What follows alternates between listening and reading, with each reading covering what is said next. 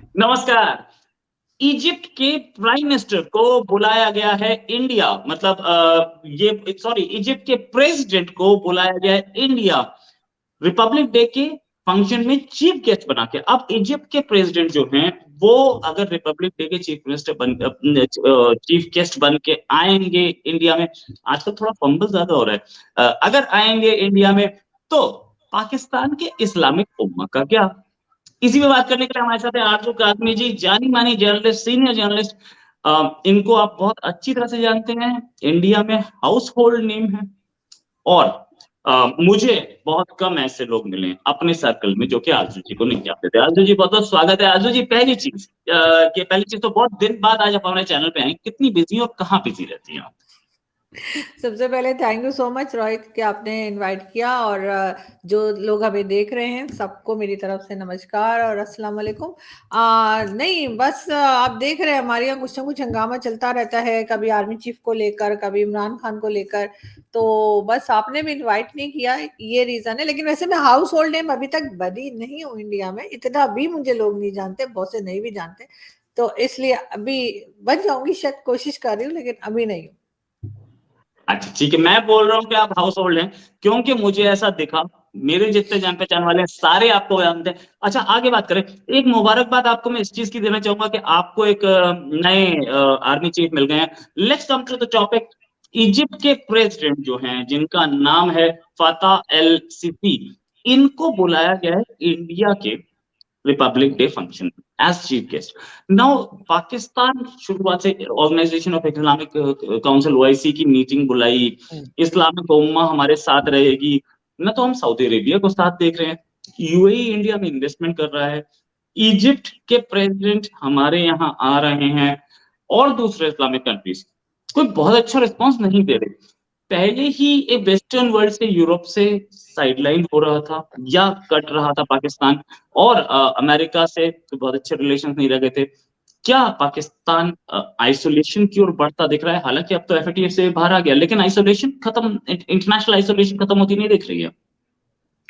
नहीं रोहित जी, मुझे नहीं लगता कि कोई आइसोलेशन की तरफ बढ़ रहा है। अगर आप इनको फोकस करते हैं, ओआईसी को फोकस करते हैं, मुस्लिम उम्मा को फोकस करते हैं, तो मुझे नहीं लगता कि कभी भी जो है ये ओआईसी की जो कंट्रीज हैं वो कभी बढ़ी हो पाकिस्तान की तरफ या किसी भी ऐसी कंट्री की तरफ जिसको जरूरत हो।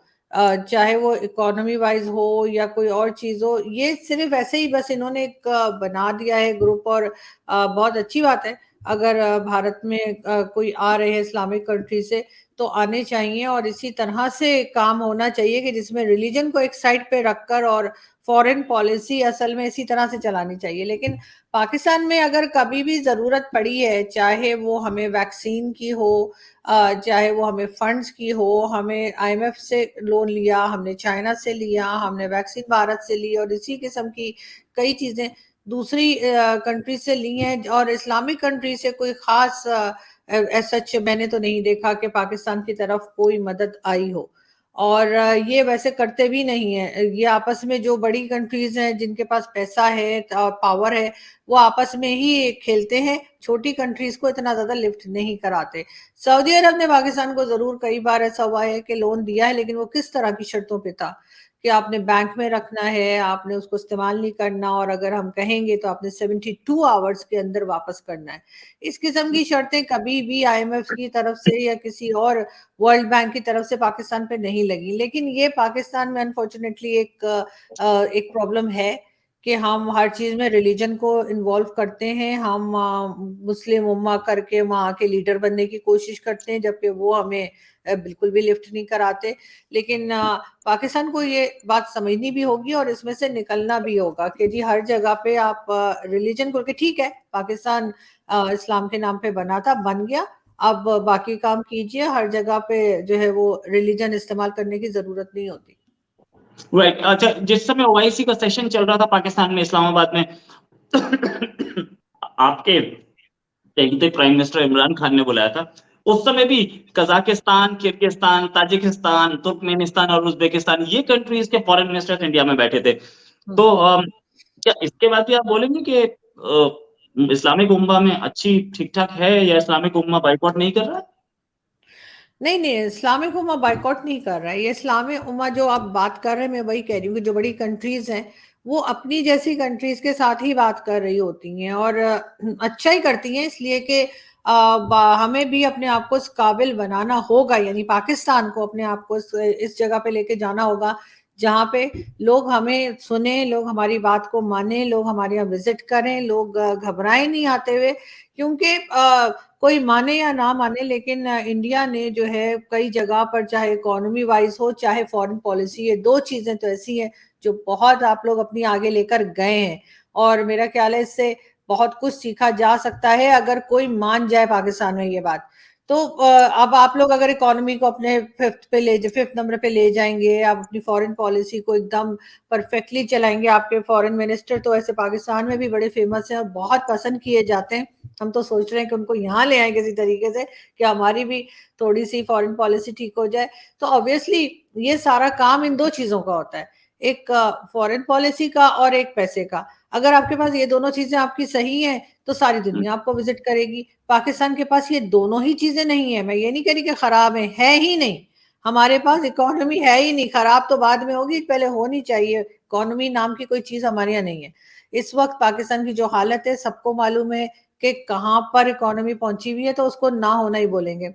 फॉरेन पॉलिसी सभी को पता है, इमरान खान के टाइम में भी कौन सी ऐसी कंट्री है जो हमसे नाराज नहीं हो गई, कौन सी ऐसी कंट्री है जिसको छोड़ दिया कि जी इनके साथ टर्म्स बेहतर है। चाइना समेत, यानी चाइना जो हमें कभी भी हमने कोशिश नहीं की कि चाइना नाराज हो, चाइना तक नाराज हो गया। तो ये दोनों चीजें इंडिया की बहुत परफेक्ट चल रही हैं, और इसको मानने में एज अ पाकिस्तानी मुझे कोई वो नहीं है कि मैं ना कहूँ इस बात को। बिल्कुल इसी वजह से आपके यहाँ वो सब लोग जिनका आप जिन जिन कंट्रीज का भी आप नाम ले रहे हैं वो पहुंचे हैं, और हमारे यहाँ नहीं है। जिस दिन हमारे यहाँ इकोनॉमी बेहतर हो जाएगी, फॉरेन पॉलिसी में कोई समझदार आके बैठेगा जिसको पता होगा कि दुनिया के साथ बात कैसे करनी है, दुनिया के साथ किस तरह से चलना है, किस तरह से किसी के काम आना है, किस तरह से अपने आप को इस काबिल बनाना है कि लोगों को हमारी जरूरत पड़े, हमें लोगों की जरूरत ना पड़े, तब ये सब कुछ होता है। और वो चीज यहाँ पर अभी हमें नजर नहीं आ रही, तो अब हम क्या कहें कि यहाँ पे क्यों नहीं आए और आपके यहाँ क्यों चले गए। साफ है, फर्क साफ जाहिर है। राइट।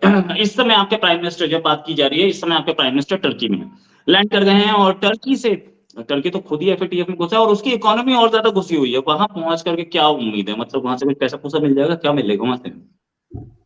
नहीं देखें, बहुत कम कंट्रीज ऐसी हैं जिनको पाकिस्तान इस वक्त अपना दोस्त कह सकता है, उसमें से टर्की भी एक है, और चाइना है, उसके अलावा टर्की। बहुत कम कंट्रीज हैं जिनको कि जिसे कहते हैं ना, उंगलियों पे गिना जा सकता है, शायद दो या तीन ही है जो ये मानते हैं और खुल्लम खुल्ला मानते हैं कि हाँ जी हम पाकिस्तान के दोस्त हैं, और बाकी तो कोई नहीं मानता। और ना ही मेरा ख्याल है वैसे तो कोई दोस्त होता भी नहीं है, क्योंकि ये सब बिजनेस के खेल होते हैं, और चाइना भी कोई हमारा दोस्त नहीं है, चाइना भी बिजनेस कर रहा है, और जिस तरह से चीजें मॉडगेज की जा रही हैं और कर चुके हैं, जो जो कुछ होता है, तो हाँ, वो खैर दोस्त हरगिज नहीं करता। लेकिन ये जरूर है कि अभी टर्की भी उन्हीं दो चार लोगों में से रह गया, दो चार कंट्रीज में से रह गया जो अभी तक पाकिस्तान के साथ है। इस वजह से भी गए हैं, और नहीं, मेरा नहीं ख्याल के कुछ मिलने का वहां से कोई खास उम्मीद तो नहीं है। लेकिन ये जरूर है कि उधर विजिट करने से कुछ ना कुछ तो होगा, कि कोई प्रोजेक्ट हो गए, या कम से कम साथ खड़ा ही कोई दिखाई दे, चाहे टर्की ही सही। राइट। बिलावल भुट्टो का एक स्टेटमेंट था कि पूरी वर्ल्ड पाकिस्तान की ओर देख रही है। ये स्टेटमेंट मुझे तो समझ में नहीं आया, आपको समझ में आया हो तो बता दे, क्यों देख रही है पाकिस्तान की ओर, ऐसा क्या है? वो इसलिए देख रहे हैं कि वो सोच रहे हैं अब कौन सी नई चवल हम मारने वाले हैं, तो वो इसलिए कि हमने एंटरटेनमेंट बहुत दी है ना वर्ल्ड को, हर वक्त कुछ ना कुछ होता रहता है। ये वाहिद कंट्री है जहाँ पे पैसा नहीं है, फॉरेन पॉलिसी नहीं है, एजुकेशन नहीं है, लेकिन एंटरटेनमेंट बहुत है। आप लोग खुद ही देख लीजिए, सुबह सुबह आपका मैसेज मुझे आता है, कोई खबर, तो फिर और उसका मतलब है कि आप भी पाकिस्तान की तरफ देख रहे हैं, और आप अकेले नहीं है। मेरे बहुत से इंडियन दोस्त हैं जो सुबह मुझे मैसेज करते हैं, कोई न्यूज, मैंने कहा अच्छा ठीक है। तो मतलब ये कि जाहिर है वीडियो बनानी है तो आपको मसाला तो हम ही दे रहे हैं ना, मतलब कमाल करते हैं आप लोग। हमारी इंपॉर्टेंस नहीं है, हमें लोग नहीं देखें तो कहाँ देखेंगे। जाहिर है वो ये देखते हैं कि एक ऐसी कंट्री जहाँ की इकोनॉमी जो है वो एकदम मतलब खत्म हुई हुई है, फॉरेन पॉलिसी में कुछ नहीं है, एजुकेशन में कुछ नहीं है, जो प्रीवियस प्राइम मिनिस्टर है वो सड़कों के ऊपर है, कल फिर वो आ रहे हैं, उनका जो लॉन्ग मार्च चल रहा है उसमें, और कुछ पता नहीं चल रहा कि आर्मी चीफ कौन बनेगा, और ये सारा तमाशा चल रहा है, तो फिर लोग हमारी तरफ ही देखेंगे, आपकी तरफ थोड़ी देखेंगे। आप लोग तो चुपचाप करके पता नहीं किस वक्त काम किया आप लोगों ने, और कैसे अपनी इकोनॉमी को एकदम से आप लोग जो है वो 5th नंबर पे ले गए, हमें तो पता भी नहीं लगा कौन सी जुगाड़ लगाई। मैं तो अभी ये दो दो लोगों से पूछने वाली हूँ, एक मोदी जी से कि भाई आपने क्या किया जो इकोनॉमी एकदम आपकी ऊपर की तरफ चली गई है, और साथ ही मुझे वैसे बाजवा साहब से भी पूछना है कि ये 9 दिन के अंदर इतने, आप समझ रहे हैं ना, इतने बिलियन कैसे बन जाते हैं, तो जरा उनसे भी पूछूंगी, तो मेरा ख्याल है फिर थोड़ा सा मैं भी थोड़ा जो है ना वो कुछ शॉपिंग वॉपिंग कर पाऊंगी। राइट। अच्छा, बाजवा साहब के बिलियन से याद आया, इमरान खान साहब भी लापता है बहुत दिन से। वो अपनी टांग उनकी टूटी थी, उसके बाद से क्या कर रहे हैं? अगर इस पे थोड़ा सा बता पाए तो।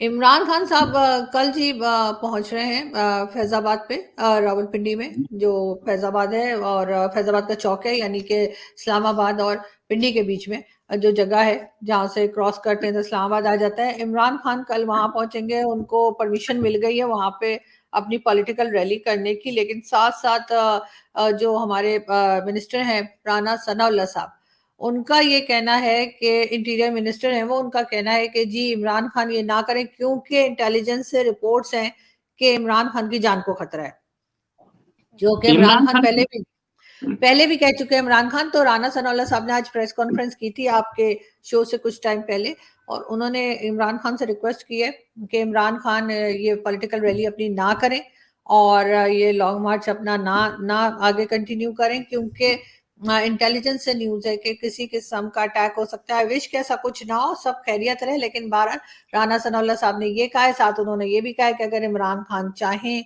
और रिक्वेस्ट करें या बात करने के लिए कहें नवाज शरीफ साहब से और शहबाज शरीफ साहब से, तो शायद वो बात भी हो सकती है। तो ये कि पॉलिटिशियंस आराम से बैठ कर बातचीत करें, बजाय इसके कि सड़कों पे फिरें। राइट। अच्छा, एक चीज बताऊंगा, आपने जो बोला था कि मेरा सुबह सुबह मैसेज आता है ना आपको कि कोई खबर, मैं आपको खबर भेजता भी हूँ सुबह सुबह, कई बार खबर भेजता हूँ मैं, सुबह उठ के एक बार पढ़ता हूँ, ये पढ़ता हूँ वो पढ़ता हूँ, तो कुछ खबर तो निकलती है। अच्छा, नाउ कमिंग बैक टू आप तो दिल पे ले गए रोहित, क्या हो गया? मैं तो वैसे कह रही थी कि मतलब हमारे बगैर आपकी वीडियो नहीं बनती, मान जाइए, आपको पाकिस्तान में तो न्यूज चाहिए होती है और वो हम देते रहते हैं। मैं दिल पे नहीं लेता हूँ मैडम, दिल पे क्यों लेनी है बात को? देखिए, जब when it comes to journalism, आप किसी भी बात को दिल पे नहीं लेनी चाहिए, हर चीज आपको अखबार पे लेनी चाहिए। नहीं, आप अब कह रहे हैं ना कि जी पाकिस्तान की तरफ क्यों देख रहे हैं, तो जी पाकिस्तान की तरफ इसीलिए देख रहे हैं कि सारी न्यूज हमारे यहाँ से निकलती है। आप कैसे, आप बताएं कौन सी न्यूज है जिसपे हम वीडियो बना सकते हैं? कोई नहीं, हमारे यहाँ से देखे क्या, हम फर्राटेदार पटाखेदार खबरें निकालते हैं। कल देखिए खान साहब आएंगे और वो हेलीकॉप्टर से उतरेंगे फैजाबाद पे, और उसके बाद जो यहाँ पे हंगामा होगा, उसके बाद जी न्यूज ही न्यूज होगी।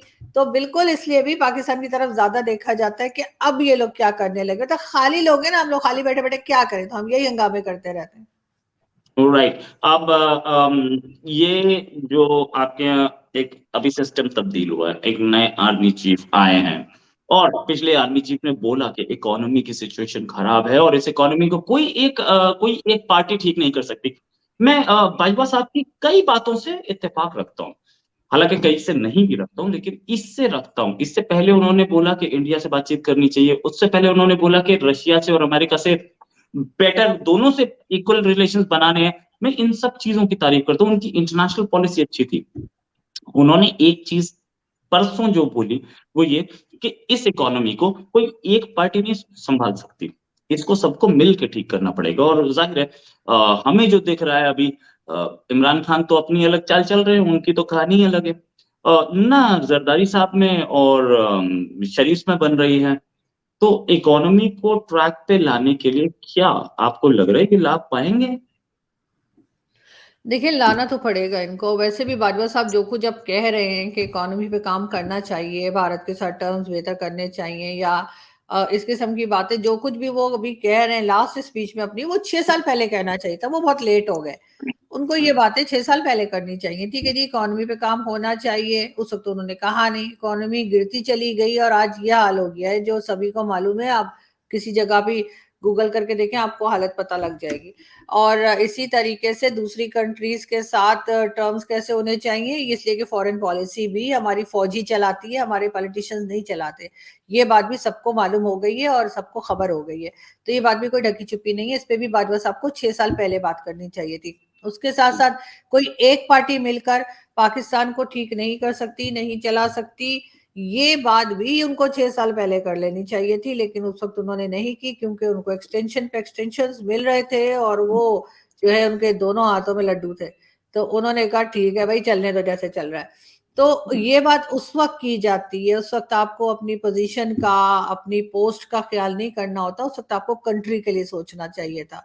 लेकिन उस वक्त आपने कंट्री के लिए नहीं सोचा, 6 साल ऐसे ही निकाल दिए और जो हो रहा था होने दिया या होता रहा, और उसका हिस्सा भी बने रहे किसी हद तक, क्योंकि जाहिर है यही लोग इन पॉलिटिशियंस को लाते हैं, यही बिठाते हैं, यही चलाते हैं, फॉरेन पॉलिसी भी यही चलाते हैं, इकोनॉमी भी यही चलाते हैं, हर चीज के पीछे इनका हाथ होता है, हर सिविलियन डिपार्टमेंट में ये लगे होते हैं। तो आप ये नहीं कह सकते कि जी ये अब कह रहे हैं और बहुत अच्छी बात कह रहे हैं, ये जाते जाते सबको अच्छी बातें याद आ जाती हैं हमारे यहाँ।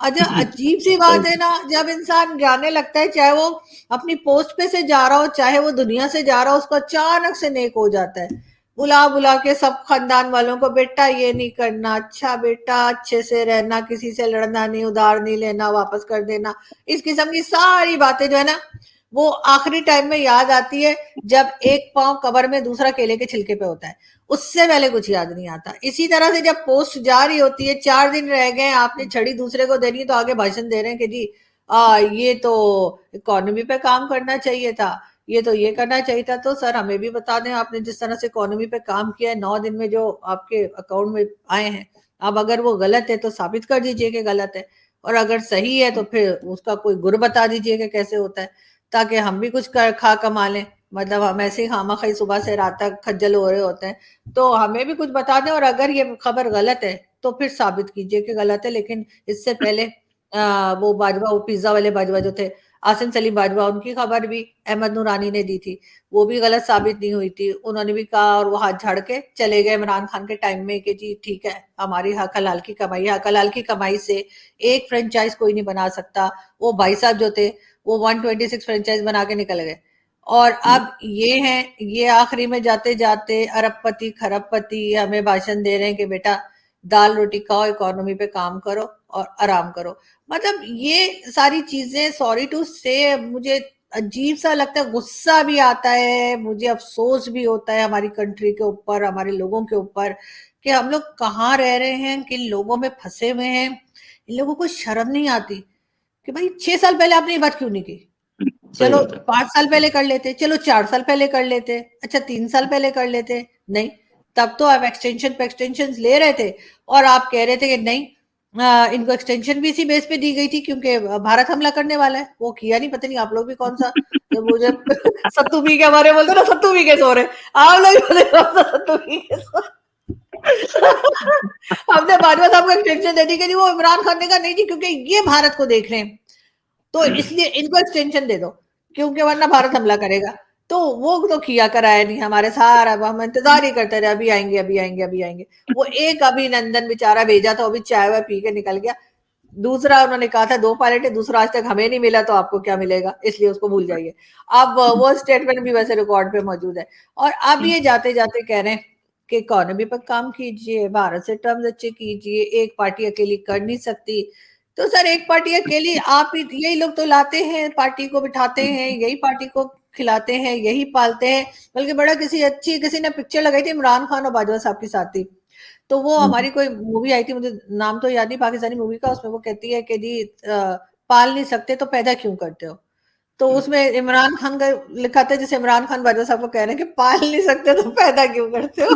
तो वो वही वाली बात है कि इनको जो है, अब जाते जाते जो है ना, अपनी जो है वो मजे कर लिए जितने थे, जो मतलब अपनी पोस्ट भी इंजॉय कर ली, सब कुछ। उसके बाद जाते जाते अगले वाले को बेचारे को चिपका गए कि चलो जी इकोनॉमी पे भी काम करो, सारी पार्टी से भी बात करो। वो जो भी नए अभी आए भी नहीं है, वो कह रहे होंगे यार ये कौन सी नई नौटंकी शुरू की है।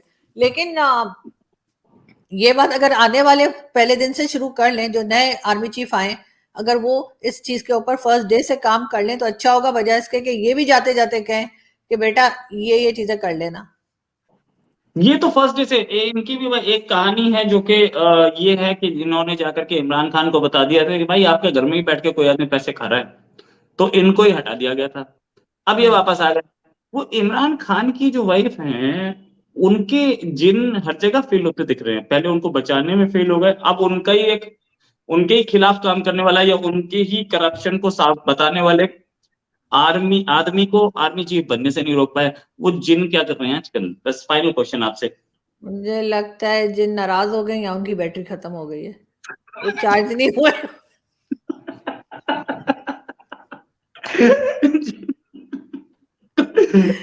या फिर जिन कहीं भाग गए हैं। वैसे भी आजकल आपको पता है जो है वो सर्दियां चल रही हैं, दिसंबर आने वाला है, पार्टी डेज है, तो जिन कहीं पार्टी कर रहे हैं, तो जिन जो है वो उन्होंने अब काम करना छोड़ दिया, या तो ऐसा ही कुछ लगता है, इससे ज्यादा कुछ नहीं। लेकिन हाँ, ये जरूर है कि इनको हटाया था इमरान खान ने, DGISI हुआ करते थे, उधर से हटा के, और अब वो जो है आर्मी चीफ आ गए और इमरान खान कुछ कर नहीं पाए। उन्होंने सदर आरिफ अलवी से भी कहा था कि जी आप इसके ऊपर साइन मत किएगा, समरी पे थोड़ा लेट किएगा, ये भी बात सुनने में आ रही थी। उसके बाद आरिफ अलवी साहब मिलने के लिए भी गए थे इमरान खान से इस पोस्ट की जो है अनाउंसमेंट से पहले, कि अनाउंस करने से पहले। लेकिन सुना यही है कि साइन करके गए थे। उनको यहाँ पे जो भाई लोग थे उन्होंने कहा बेटा पहले साइन कर दो, फिर जिधर जाने जाते फिरो। तो वो साइन करके गए थे, तो इस वजह से कुछ हो नहीं पाया। लेकिन फिर भी मैं समझती हूँ कि आखिरी तक, जब तक कहते हैं ना, जब तक इंसान की सांसें चल रही हैं तब तक एक उम्मीद होती है कि कुछ बेहतरी आ जाएगी। तो इनको इस वक्त फर्स्ट डे से नए आर्मी चीफ को काम करना चाहिए इन चीजों के ऊपर, जो बाजवा साहब जाते जाते 6 साल के मजे लेने के बाद बता के जा रहे हैं। अगर ये फर्स्ट डे से कर लें तो अच्छा होगा, वरना यही होगा कि ये भी जाते वक्त हमें इसी किस्म की एक लिस्ट पकड़ा जाएंगे कि बेटा ये कर लो ना, तो मुल्क बहुत जबरदस्त हो जाएगा। राइट। वैसे जोक्स अपार्ट, इमरान खान के लिए सब कुछ खराब होता दिख रहा है। एक प्राइम मिनिस्टर है जिनको जेल भेजा था इमरान खान ने, प्राइम मिनिस्टर की भतीजी को जेल भेज के टॉयलेट में कैमरे लगा दिए थे। आर्मी चीफ वो जिसको आपने पोस्ट से हटा दिया था, और होम मिनिस्टर वो जिसको फेक चार्ज में जेल भेजा था इमरान खान। अब तो उनका जैसे बोलते हैं अल्लाह ही मालिक है। थैंक्स अ लॉट आरजू जी, आपका हमारे साथ ज्वाइन करने के लिए। उम्मीद है जल्दी आपके साथ डिस्कशन और करेंगे। अभी के लिए नमस्कार, धन्यवाद। Thank you.